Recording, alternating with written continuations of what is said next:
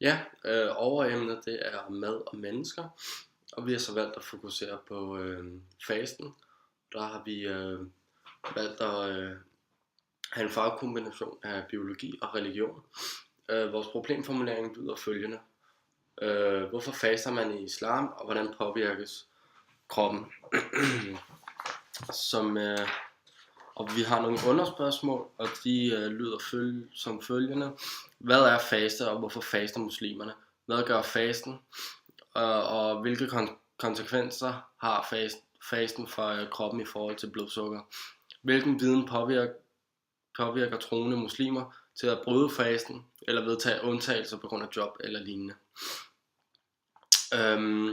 Jeg vil starte med det første spørgsmål, det er, hvad er faste, og hvorfor faster muslimerne? Alle de største religioner har et begreb, som forbindes med fasten, og i Danmark hedder det fastelavn. Den er oprindeligt før, eller aften, eller aften, som er oprindeligt aften, før den kristne fase, som begynder onsdagen i den 7. uge før påskedag. Fasten i islam er, at man med intention om at tjene Gud, og man skal afholde sig fra sex og mad og drikke i dagtimerne, og det vil sige fra daggry til solnedgang. Man må ikke forlænge fasten, udover det tidsrum, hvor fasten er fastlagt, for eksempel ved at faste flere døgn i træk, for så har man brugt Guds ord, og på en måde er fasten ugyldig. Man skal desuden indstille sig på at spise og drikke tilstrækkeligt nok til at opretholde sin fysiske velbefindelse, og ikke med vilje lade sig hverken svække eller overspise. Den spirituelle betydning af fasten i forhold til det fysiologiske er renhed og afgiftning af sindet. Det handler om for muslimer at lægge yderligere afstand til hvad Gud har forbudt, så man lærer at leve i mere sikker afstand til det onde og forbudte, og kommer tættere på det, der er godt og tilskyndet Gud. Man skal afgifte sindet ved at undgå små løgne, og at bagtale, begære og have seksuelle tanker. Samtidig skal mad ved at studere og recitere Koranen komme nærmere til spiritualitet, askese og gode vaner med mere. Som profeten Mohammed han sagde, nogle mennesker faster fra morgen til aften, men får ikke andet ud af det end en tom mave og en tør gane. At faste i ramadan er en betingelse for at være muslim. Allah siger i Koranen: hør, som I er troende, faste er forskrevet jer, som den var forskrevet dem før jer, så I kan lære selvbeherske. Det er fra Koranen 283. Med dem før jeg menes i særdeles jøder og kristne om ramadan, siger Koranen blandt andet. Ramadanen er den måned, i hvilken Koranen blev åbenbaret som en vejledning til menneskeheden, og et klart kriterium til at skelne mellem ret og uret.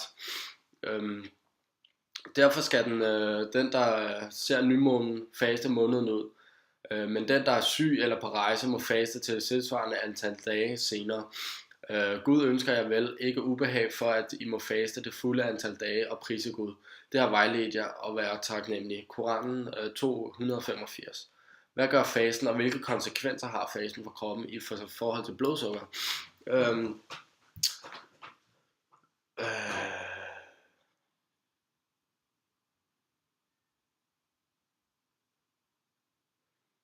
De forandringer, der opstår i ens krop som en reaktion på fasten, afhænger af fastens længde. Teknisk set indtræder kroppen i en fastetilstand cirka 8 timer efter det sidste måltid. Når maven så er færdig med at fordøje madens næringsstoffer, i den normale tilstand af kroppens energikilde, den glukose eller sukker, som kroppen har opladet i leverne og musklerne. Under en faste anvendes dette glukoselager først til at give energi til kroppen, og så senere i fasten vil dette lager af glukose så være opbrugt, og kroppen bruger derefter fedt som dens energikilde.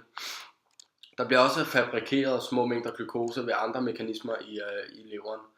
Det er kun ved at indtage føde og væske i flere dage eller uger, at kroppen til sidst benytter protein som energikilde. Denne sulttilstand er meget usund for kroppen, og det der sker er, at proteinerne bliver frigjort fra musklerne, og det er derfor uhungrede mennesker bliver magre og meget fysisk svage, så derfor påvirker det sådan på en måde meget negativt kroppen af, at man undlader at spise i over en længere periode, ikke?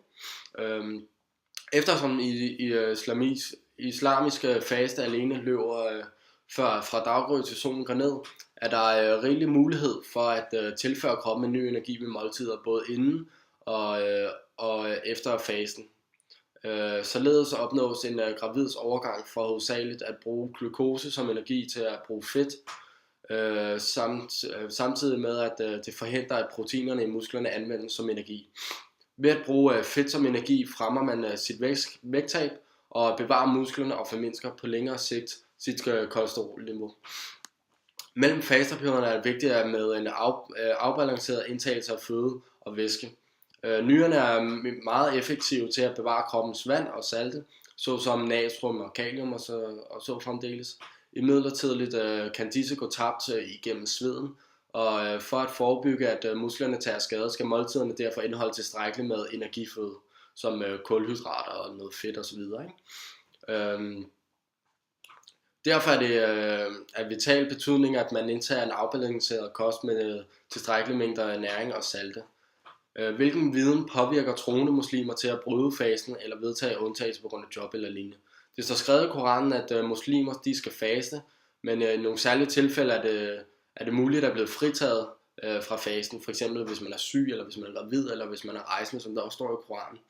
Og derfor er det nemlig de personer, der arbejder som for eksempel chauffør eller læge, som har med mennesker at gøre, får frataget fasten, fordi at man har med andre menneskers liv at gøre, så derfor kan man lave en fejl, eller man kan køre galt, eller man kan være ukoncentreret, fordi man ikke får den mængde energi, man har brug for, ikke?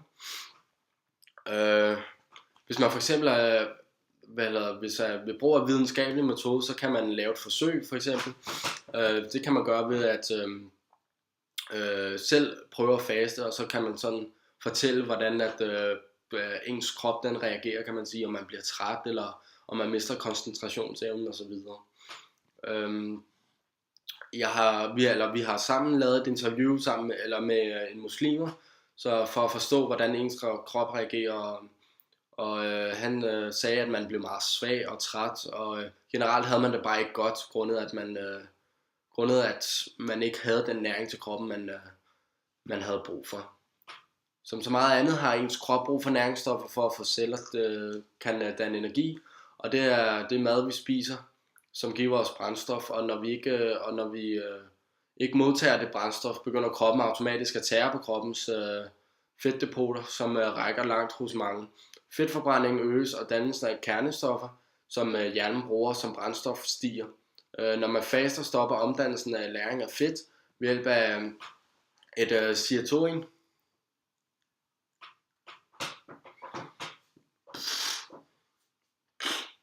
Enzym, og hvilket blandt andet fremmer anvendelsen af fedtdepoter til energi.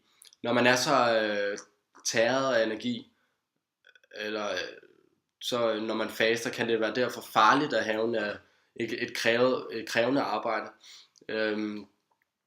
Det er derfor, at mennesker, som arbejder med andre mennesker, de får lov til at sidde over i fasteperioden.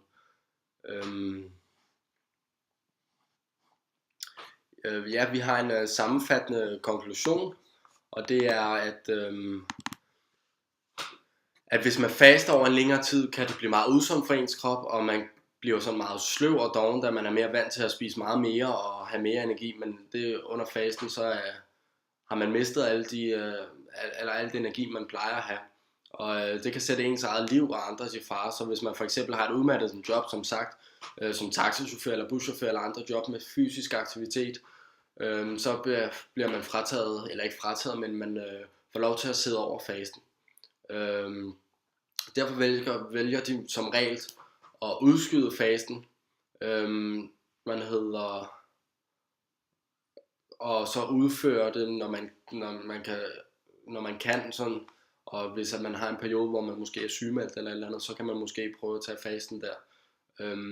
Men der er så til gengæld også nogen, der betaler sig fra det ved at give penge til velgørenhed og så videre. Så for at have et rent sind, så betaler de sig simpelthen fra det. Men da det samtidig er en religiøs overbevisning, at man skal faste i den givne periode, er der mange, der vælger at se bort fra eksperternes råd om at indtage mad og drikke i en længere periode. Så derfor bliver de påvirket fysisk ved, at de ikke har lige så meget energi, som de burde have. Og som metode, så har vi brugt nogle citater fra Koranen for at begynder på